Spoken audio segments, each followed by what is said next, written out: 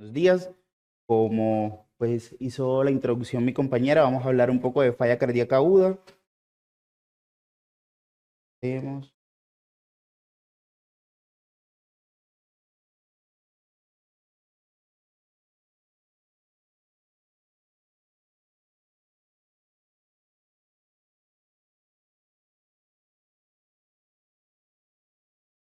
¿Por qué es importante hablar de falla? Pues vemos que en las hospitalizaciones en pacientes de más de 65 años tiene una gran implicación en cuanto a la mortalidad y a las tasas de rehospitalización, teniendo una mortalidad hospitalaria que puede ir incluso hasta el 10% y una mortalidad al año de casi el 30%. Incluso tenemos series descritas que nos hablan de una mortalidad del 45% en estos pacientes. Y pues obviamente con cada hospitalización va a haber un aumento en la mortalidad de estos pacientes. Aquí podemos ver el reflejo de, pues, en la línea negra continua, lo que sería la mortalidad de estos pacientes hospitalizados al ser comparados con la línea discontinua, que serían los pacientes pues, con falla cardíaca, pero en el contexto ambulatorio. Entonces, creo que con esto no hay más que desear para que tengamos conceptos claros en cuanto a la falla cardíaca aguda. Entonces, ya viendo la importancia, pasemos a la definición. Vemos que pues es una aparición rápida o gradual de síntomas o signos de falla cardíaca que van a conllevar finalmente una consulta médica, ya sea o la gran mayoría de veces por urgencias. Y puede ser la primera manifestación como tal, donde hacemos el diagnóstico de la falla cardíaca, es decir, el debut de la falla cardíaca, pero más comúnmente la encontramos como descompensación de una falla cardíaca crónica. Ya vamos a hablar más adelante acerca de estos desencadenantes. Entonces, ¿cuáles son estos síntomas? Veamos que entre los más comunes vamos a encontrar disnea, ortopnea, disnea paroxística nocturna, fatiga. Y en cuanto a los signos que son más específicos, vamos a encontrar una elevación pues de la presión yugular, reflujo hepatoyugular y a la ocultación, tercer ruido o pues el lápex desviado. Obviamente, pues estos son los más específicos, pero no son los únicos. Vamos a ver que estos pacientes comúnmente van a consultar con edema de miembros inferiores, con crépitos a la ocultación, en ocasiones se pueden ocultar soplos o no, pueden venir con ganancia de peso, pues cuando la congestión está relacionada con un aumento de volumen o pues cuando ya es una falla cardíaca avanzada, los pacientes suelen presentar pérdida de peso y esto siendo un signo grave como tal de la enfermedad. Y entre esos desencadenantes vamos a encontrar el síndrome coronario agudo y sus complicaciones principalmente mecánicas, las bradi o taquiarritmias, las crisis hipertensivas, infecciones, una muy importante pues en nuestro medio que es la no adherencia a la medicación o pues en el contexto de una falla cardíaca crónica, esa inercia del tratamiento cuando no llevamos a una dosis máxima los medicamentos que utilizamos para el control de la falla cardíaca crónica, tóxicos, entre los cuales incluimos drogas, incluimos alcohol o medicamentos como lo son los AINE o de pronto quimioterapéuticos, enfermedades pulmonares que pueden descompensar también la falla y pues particularmente con EPOC uno suele tener como esa confusión en ocasiones en el servicio de urgencias de si en realidad estamos frente a una descompensación de EPOC, una falla cardíaca o un componente mixto de las dos entidades que nos llevan a disnea o a dificultad respiratoria en el paciente. Los trastornos metabólicos y trastornos hormonales, anemia, enfermedades del embarazo y los accidentes cerebrovasculares.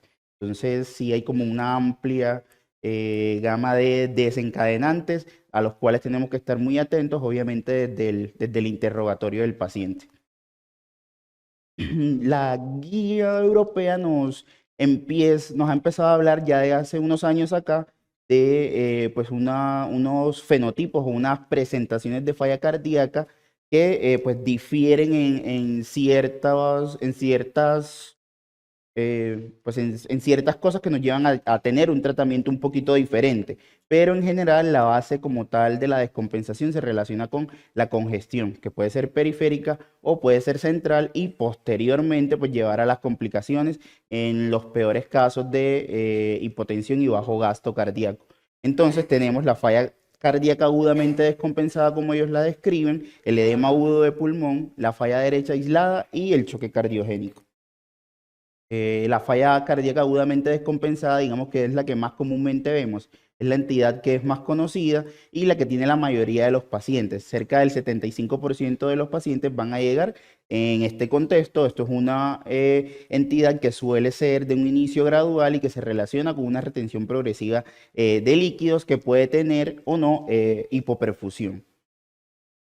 Esta es como la presentación que más comúnmente vemos en el paciente que ya tiene una falla cardíaca crónica establecida y pues que empieza a presentar un deterioro progresivo de la misma, ya sea por no adherencia a la medicación o pues por otras desencadenantes que ya hablamos.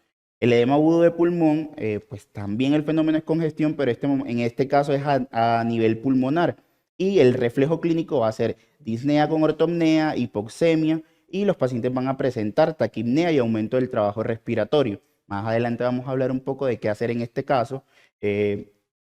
Vamos a iniciar oxígeno y en este caso ventilación mecánica no invasiva, que es uno de los mejores escenarios que tenemos descritos en la literatura para este tipo de ventilación. Y en caso de que haya hipertensión, vasodilatadores y pues el manejo diurético, ya que estamos hablando de congestión. La falla derecha aislada, pues va a haber un aumento como tal de las presiones en el corazón derecho y pues esto tiene mucha relación con la etiología de la falla cardíaca, muchas veces cuando se relaciona con trastornos pulmonares o con enfermedad tromboembólica venosa como TEP. La terapia inicial o lo más importante en estos pacientes es el manejo diurético y dependiendo de las condiciones hemodinámicas del paciente definiremos vasopresores e inotrópicos que en este contexto puntual de pronto el levosimendan y los inhibidores de fosfodiesterasa 3 tengan un mejor pues, escenario para ser usados. Finalmente el choque cardiogénico, que es pues una entidad que tenemos que detectar de manera temprana. Es una disfunción cardíaca primaria que lleva a un bajo gasto y pues este bajo gasto va a llevar a una hipoperfusión tisular y pues evolucionaría a paro cardiorrespiratorio y muerte. Muy importante en este contexto pensar en pues causas agudas y entre esos descartar infartos agudos al miocardio o miocarditis o pues ya digamos que en el escenario de fallas que son más avanzadas o que no han sido bien tratadas desde un principio, que sea una descompensación de una enfermedad ya crónica. Entonces, ¿cómo lo vamos a detectar? Tenemos signos clínicos de hipoperfusión, como son las extremidades sudorosas, frías, el paciente con oliguria, con confusión mental, mareos y una presión de pulso estrecha. Y bioquímicamente lo vamos a evaluar con creatinina sérica elevada, acidosis metabólica e hiperlactatemia. Entonces ya saben que paciente con falla cardíaca que desde entrada tenga unos signos vitales que no sean satisfactorios, esto por lo menos de entrada es lo que debemos solicitarle a esos pacientes. Un fenómeno muy importante, digamos que es el fenómeno más importante de esta entidad, es la congestión. Pero nosotros siempre tendemos a relacionar la congestión con edema, con aumento de peso, y no necesariamente es así. No es necesario tener un aumento de peso para hablar de congestión. Incluso en las primeras etapas de la congestión no vamos a ver un cambio en el peso. Y algunas series que se han detenido a estudiar esto nos dicen que incluso menos del 50% de los pacientes en algunas series presentan un aumento de más de 1 kilogramo de peso teniendo clínica como tal de falla cardíaca y que reciben manejo como tal para el mismo. Y es importante hablar entonces de la redistribución de volumen. Vemos que pues nuestro sistema venoso es un sistema de capacitancia que tiene capacidad para el 70% del volumen sanguíneo total y la circulación esplácnica pues muchísimo más en cuanto al resto pues del sistema venoso. Y es un sistema que juega un papel muy importante. Veamos en este esquema cómo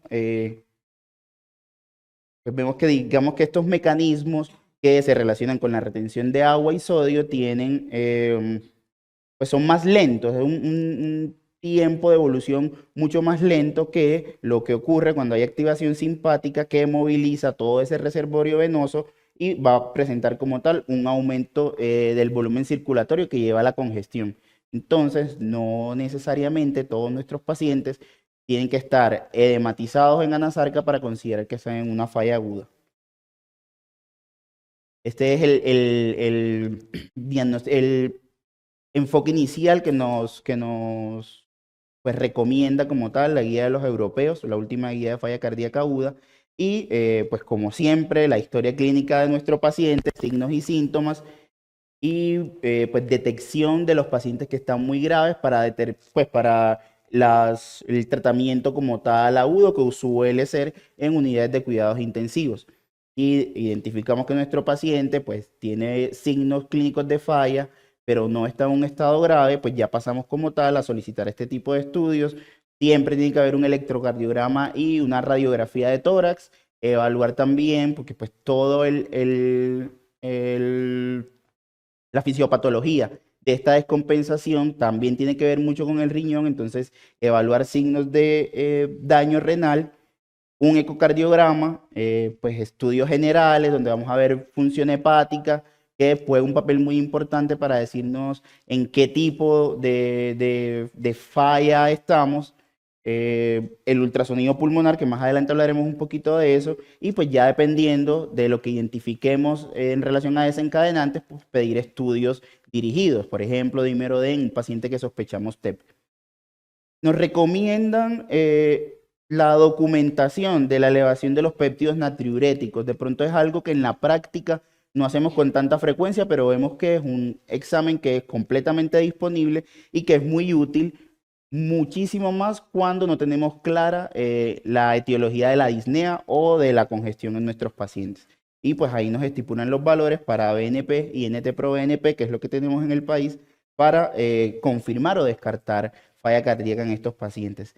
Los péptidos natriuréticos tienen un muy buen valor predictivo negativo, entonces digamos que un péptido de estos negativos casi que nos descarta que estemos en el contexto de una falla aguda.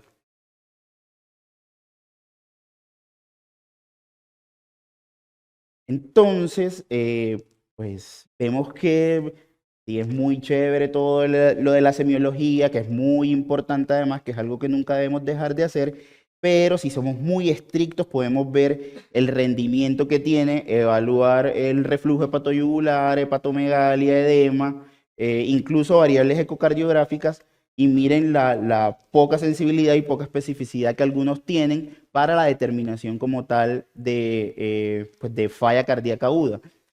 Entonces, ahí, pues una técnica en realidad no tan nueva, que sería la ultrasonografía pulmonar, que creo que cada vez debemos irnos familiarizándonos más con hacerlo desde el primer nivel de atención, y pues diferentes métodos como tal para evaluarlos. Hay métodos de 8 zonas o evaluación de 4 zonas pulmonares, en lo cual lo que vamos a ver en un paciente con congestión hepática son las líneas B bilaterales difusas, que son esas líneas pues horizontales que están señaladas con las flechas.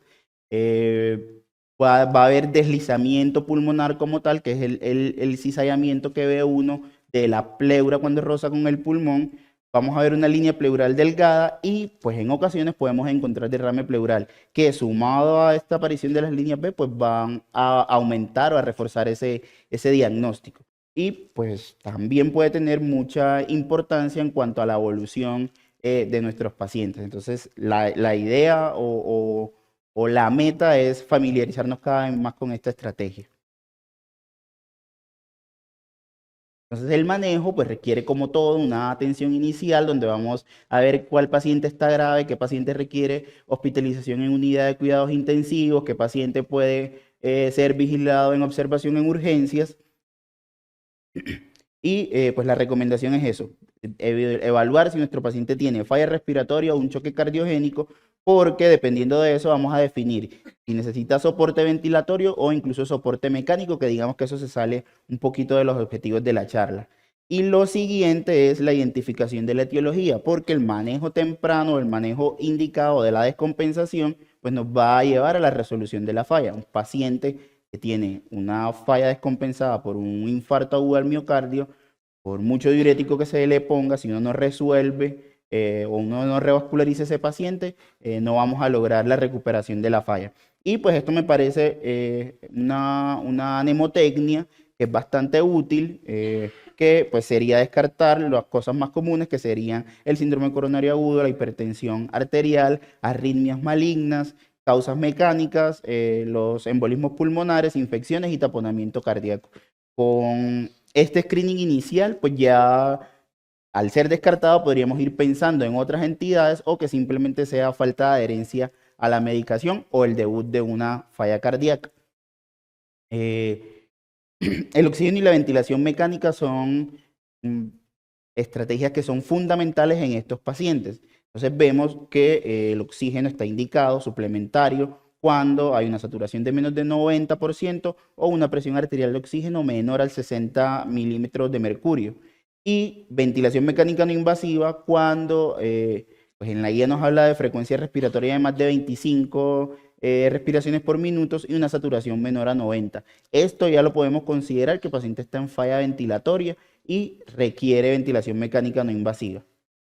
Hay unas contraindicaciones relativas y absolutas de la misma. Pues un paciente que está en paro no se le puede poner una ventilación mecánica no invasiva, anomalías anatómicas que no permitan un adecuado cierre de la interfaz de la ventilación mecánica, pues, estado obnubilado o paciente que está en agitación y pues la hipotensión refractaria. Esos son pacientes que ya requieren asegurar la vía aérea de otra manera, una manera invasiva. Y las relativas, agitación leve, hipotensión leve, paciente que esté con hemorragia del tracto gastrointestinal o vómitos, mal control de secreciones o pues paciente con insuficiencia ventricular derecha aislada. Estas son las diferentes interfaces que tenemos para la ventilación mecánica no invasiva. Con estos dispositivos lo que buscamos es un cierre hermético para que se pueda aplicar la presión positiva, que el oxígeno pueda llegar de manera adecuada, porque pues si hay fugas no va a haber una entrega adecuada de esa presión positiva. Y pues digamos que estos son los tres tipos de ventilación mecánica no invasiva que más utilizamos en estos pacientes. El CPAP, las cánulas de alto flujo y pues ya la ventilación soporte, compresión soporte de no invasiva, que pues sí requeriría como tal un ventilador. Si tienen disponible CPAP lo pueden utilizar o pues cánula de alto flujo que se hizo muy común ahora pues con todo lo que ocurrió en la pandemia.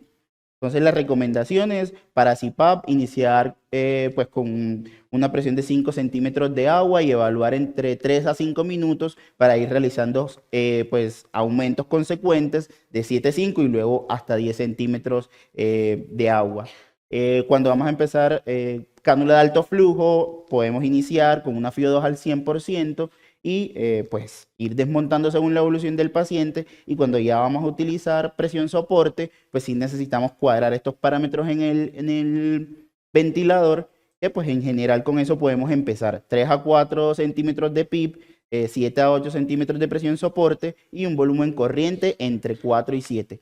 En el paciente con EPOC va a ser un poquito más complejo, entonces pues ese volumen corriente puede que tengamos que tenerlo incluso un poco más bajo que eso que aquí se nos propone. Importante explicar el procedimiento, tener el paciente semisentado, una monitorización continua, porque de esto depende si vamos a necesitar un paso o un cambio de ventilación mecánica no invasiva a invasiva, evaluar o esperar que el paciente se adapte, elegir adecuadamente la interfaz y pues muy importante la protección del puente nasal. Muy común que las complicaciones de la ventilación mecánica estén relacionadas con pues, lesiones o úlceras en la cara por la interfaz. Cuando la suspendemos, cuando llegamos a una recuperación satisfactoria de los signos vitales del paciente y es muy importante tener en cuenta que suele ser muy rápida la mejoría, a diferencia del paciente con EPOC que requiere muchos ciclos, el paciente con edema pulmonar agudo de origen cardiogénico, usualmente entre 2 a 5 horas ya ha tenido recuperación como tal y pues ya lo podemos desmontar de la ventilación mecánica no invasiva. O, pues cuando definitivamente no lo podemos recuperar, es decir, paciente en paro cardiorrespiratorio, empeoramiento progresivo de su estado mental, empeoramiento de los parámetros de la gasimetría, signos de fatiga durante la ventilación, inestabilidad hemodinámica, o que definitivamente no tolere la interfaz del paciente.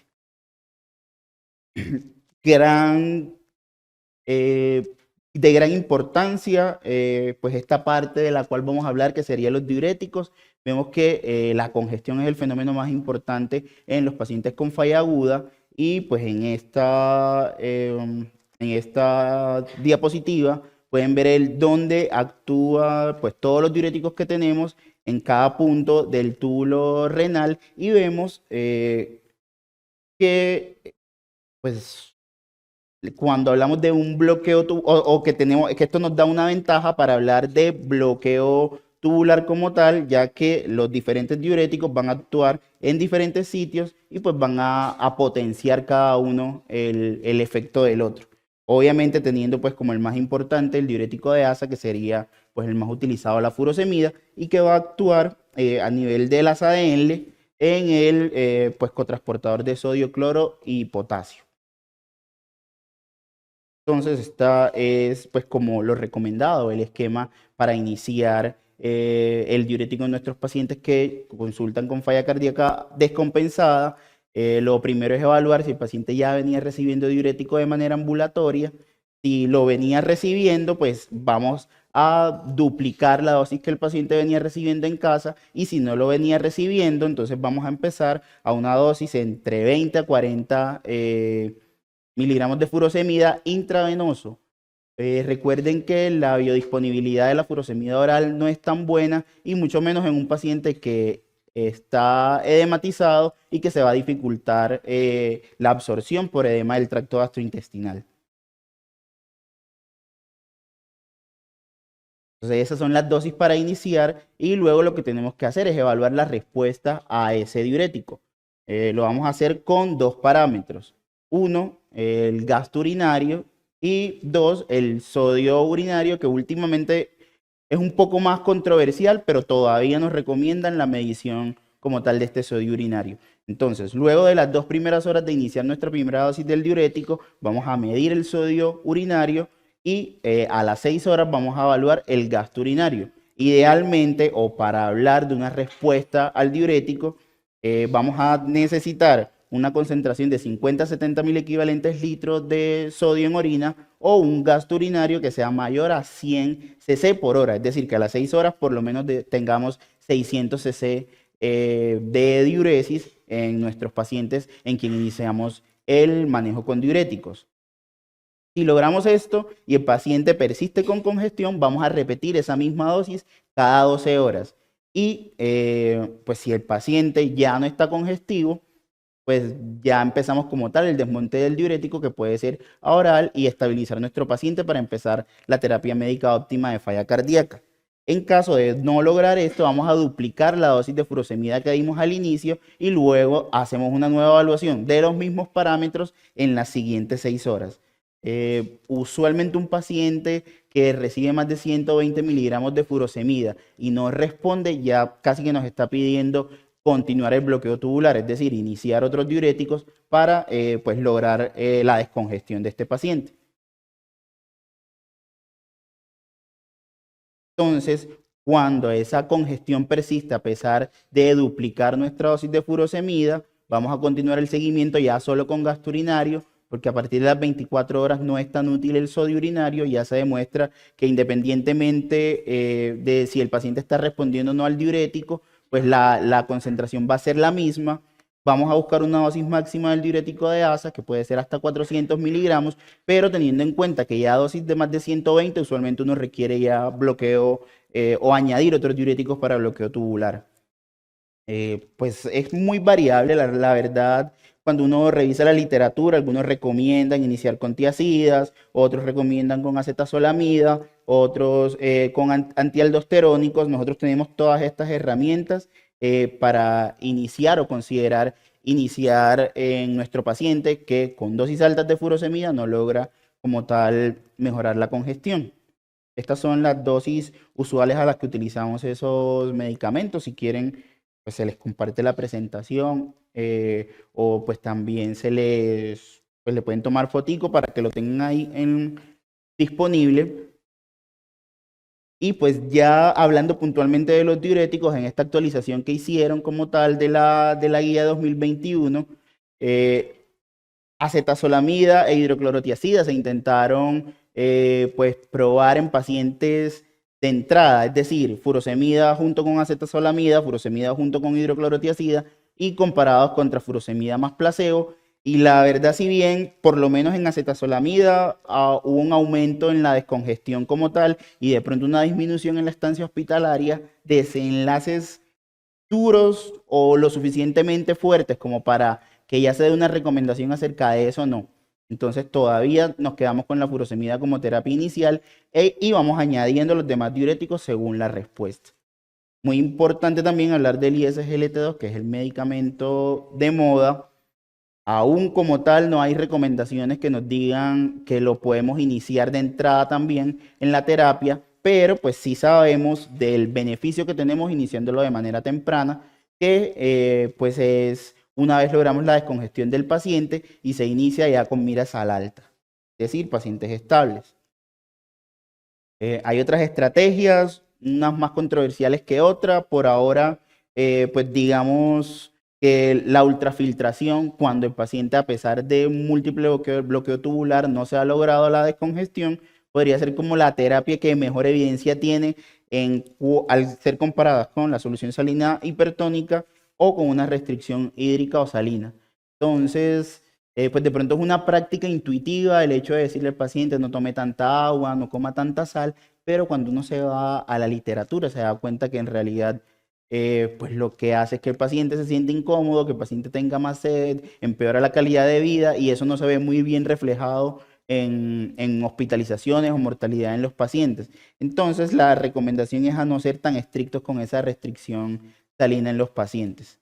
Pues ya otras estrategias que igual son importantes en el paciente que tiene falla aguda descompensada, los vasodilatadores en aquellos pacientes con hipertensión, aunque la guía ni siquiera habla de una hipertensión como tal, sino presión sistólica por encima de 110. Los mecanismos fisiológicos o farmacológicos de los vasodilatadores nos mejoran también mucho la congestión, incluso pues algunos autores dicen que más rápido que el diurético, pero esto cuando se ha comparado no ha mostrado como tal tener una implicación clínica. Entonces, esa vasodilatación venosa y arterial va a disminuir el retorno venoso al corazón con menor postcarga, menor congestión y aumento del volumen sistólico que llevaría como tal al alivio de los síntomas.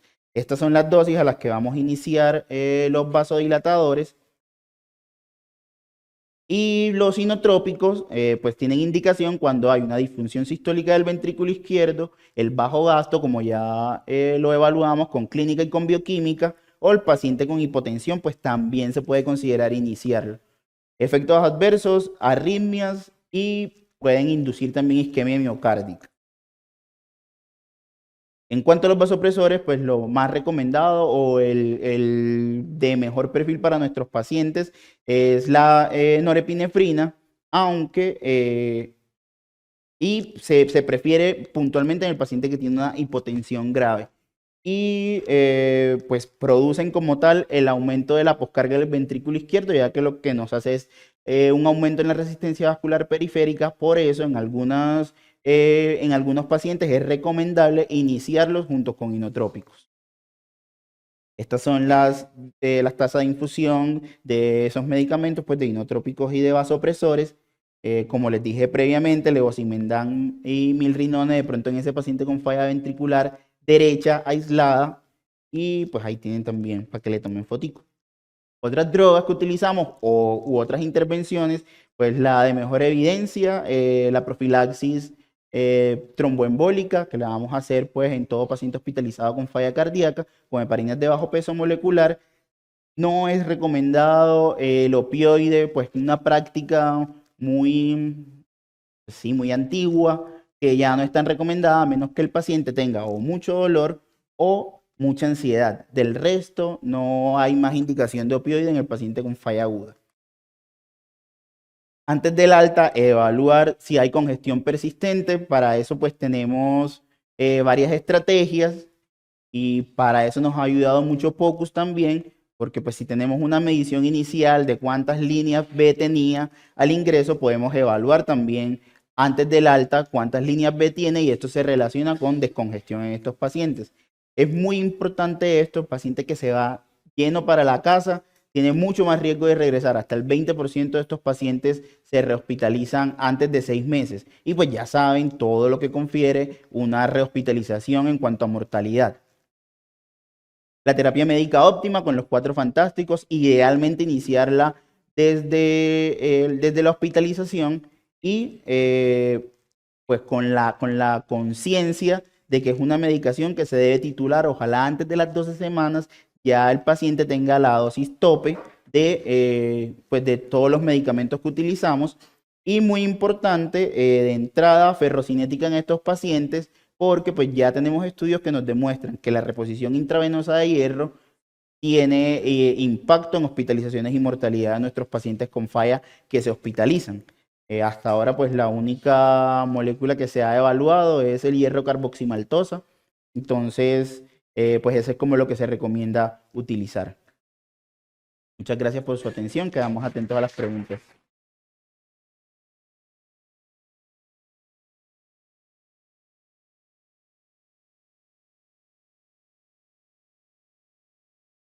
Tenemos hasta ahora dos preguntas de la charla que hizo el doctor Kevin y son escenarios bien frecuentes que nos generan dudas. La primera es, ¿qué hacemos si la creatinina se eleva con el manejo diurético? Esto suele ocurrir, en general es una de las complicaciones también pues relacionada con el uso de los diuréticos y mucho más si vamos a utilizar en pacientes hasta 3 y 4 diuréticos, ¿cierto? En realidad, inicialmente, pues podemos tener un aumento cuando iniciamos la descongestión con furosemida, pues de la creatinina como tal, pero esto no debe determinar como tal el suspender o el disminuir la dosis como tal del diurético. Todo lo vamos a hacer guiado con la clínica, con cómo se va descongestionando nuestro paciente, porque pues es bien sabido que estos pacientes hacen una elevación de creatinina, pero pues luego cuando se continúa la descongestión se disminuye toda esa hipertensión venosa renal, que es la que lleva como tal al aumento de la creatinina. Ella hace un descenso hasta llegar a los valores normales o a los valores basales del paciente. Entonces, no es recomendable que si nuestro paciente hace una elevación de creatinina, cuando iniciemos el manejo diurético, este inmediatamente se suspenda. Lo que hay que hacer es evaluar, reevaluar el paciente en 24, 48 horas y según eso determinar si en realidad estamos afectando el riñón o si lo que estamos haciendo es descongestionándolo. Y esta pregunta te la voy a leer textual como la pusieron en el chat. ¿Cómo podemos diferenciar a un paciente que tiene una emergencia hipertensiva tipo edema pulmonar agudo de un paciente que tiene una falla cardíaca crónica y que ahora tiene congestión y elevación de cifras tensionales? Puede ser un escenario un poquito difícil de diferenciar. De pronto nos puede ayudar el tiempo de evolución de los síntomas del paciente. Cuando un paciente consulta por una falla agudamente descompensada, usualmente toda la mecánica empieza cerca de 25 días antes de que el paciente consulte. Y pues semanas antes ya vemos como tal la clínica de la descompensación. En el paciente que pues tiene un edema pulmonar secundario y una emergencia hipertensiva, suele ser un poco más agudo este cuadro. Igual, pues para efectos prácticos, el manejo sería pues muy similar, ¿cierto? Pues porque perseguimos como tal una meta o unas cifras tensionales que por encima de 110 ya tenemos que iniciar vasodilatadores. Entonces yo creo que para efectos prácticos sería muy similar el manejo, pero lo que nos podría hacer la diferencia es eso, la clínica, que uno tiene un cuadro más agudo de presentación que el otro. Perfecto. ¿Del auditorio tenemos alguna otra pregunta que quisieran realizar?